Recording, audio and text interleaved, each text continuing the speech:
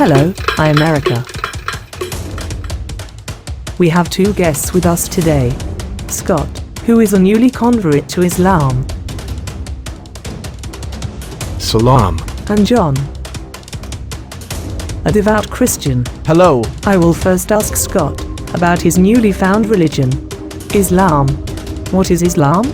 Is the religion that promotes terrorism, violence as the media portrays it to be? The name of this religion is Islam, the root of which, Islam or Salam, means peace. A Muslim is, therefore, any person, anywhere in the world, whose obedience, allegiance and loyalty are to God, Lord of the universe, and who strives to live in accordance with God's laws. We keep hearing the word, Allah. What is Allah? Is it a moon god living in a black box in Saudi Arabia? The word Allah comes from the Arabic word Elah, a god or something worshipped. In Arabic, God has been translated as Allah. Evidence for this is quite simple. Visit any motel or hotel and remove the Bible located in the drawer next to the bed, placed, courtesy of the Gideon Society. Note inside the first few pages a reference to the translations of the Bible they have made into 27 languages. The second example they give is to the Arabic language of the passage in the New Testament from the Gospel of John 3:16. The verse begins in English, "For God so loved the world." And in the Arabic translation the word used for God is Allah. The Arabic Bible beginning with the book of Genesis uses the word Allah to represent the God of creation. Page 1 of Genesis has the word Allah 17 times. John, did you know that the word Allah is the translation of the word God in Christianity? No, I did not. Scott, tell me what intrigued you to look at Islam? I used to be a man of science. I did not believe in God. Big Bang was my way of explaining our existence. Then I ran into this verse of the Quran. Let me share a video based on the last and final testament of God, the Quran. Let's just move out of the way so the audience can watch this.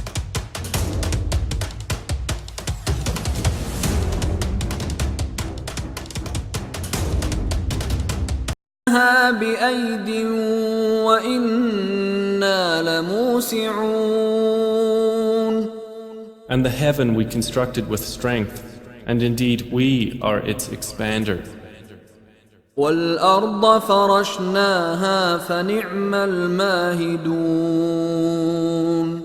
And the earth we have spread out, and excellent is the preparer.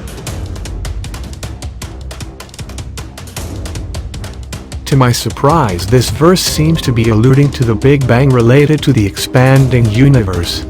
Let's look at it again.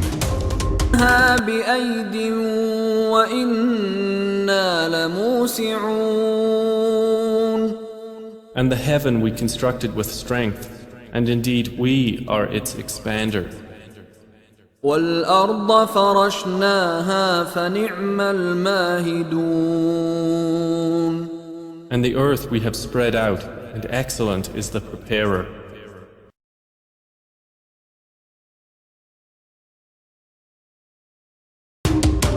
Very interesting. Let's say this was a fluke, a coincidence. Precisely, that is what I thought too. Then I ran into these verses of the last and final testament of God, the Quran. الأرض كانتا رتقا ففتقناهما وجعلنا من الماء كل شيء حي أفلا يؤمنون. Have those who disbelieved not considered that the heavens and the earth were a joined entity, and we separated them and made from water every living thing? Then will they not believe?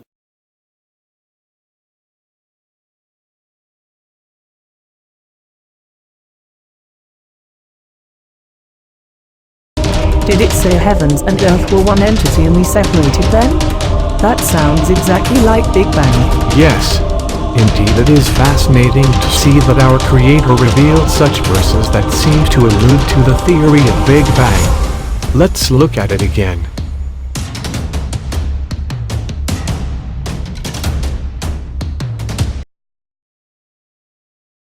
والأرض كانتا رتقا ففتقناهما وجعلنا من الماء كل شيء حي أفلا يؤمنون. Have those who disbelieved not considered that the heavens and the earth were a joined entity, and we separated them and made from water every living thing? Then will they not believe?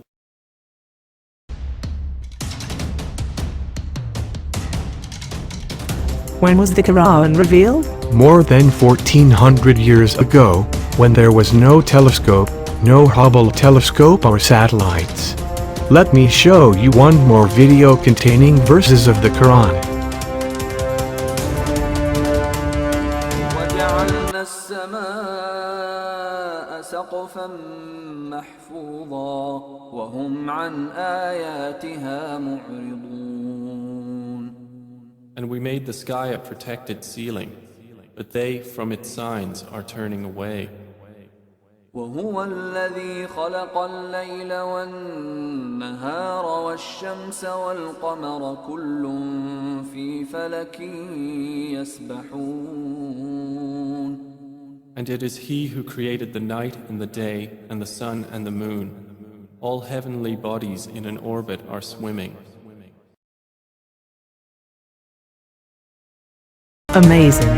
It is talking about our protective atmosphere, protecting us from radiation and space debris. Not the kind of knowledge man had at that time. Does it also talk about sun orbiting? We only came to know this in last 100 years. Yes, the atmosphere is like a protective canopy protecting us from harmful radiation and space debris like meteor. Also, the sun orbits around Milky Way as we know now.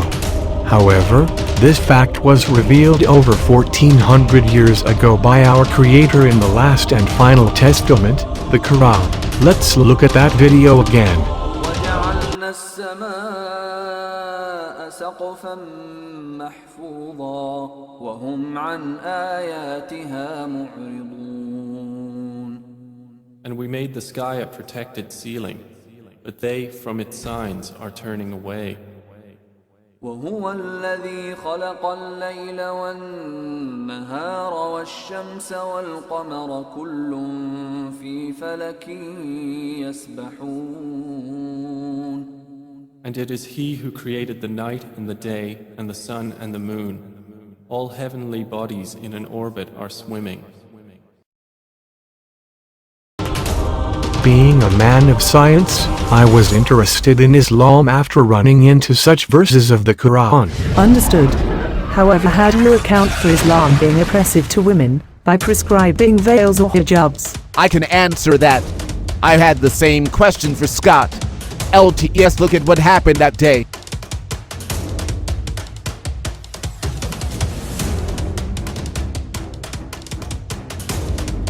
Another day.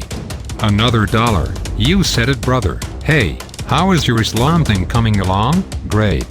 I am learning so much every day. So, tell me about these scarves that the Muslim women are wearing. Is that really necessary? Avoiding being annoyed is the reason that our Creator prescribed the scarves, also known as hijab. Are they not the symbol of oppression and subjugation? On the contrary, it is by choice they wear it. Hijab is not unique to Islam. The Bible also prescribes hijab. Corinthians 11. King James Version. 5, 6. But every woman that prayeth or prophesieth with her head uncovered dishonoureth her head, for that is even all one as if she were shaven. For if the woman be not covered, let her also be shorn, but if it be a shame for a woman to be shorn or shaven, let her be covered. Also, Corinthians 11 New Revised Standard. 5, 6. But any woman who prays or prophesies with her head unveiled disgraces her head. It is one and the same thing as having her head shaved. For if a woman will not veil herself, then she should cut off her hair.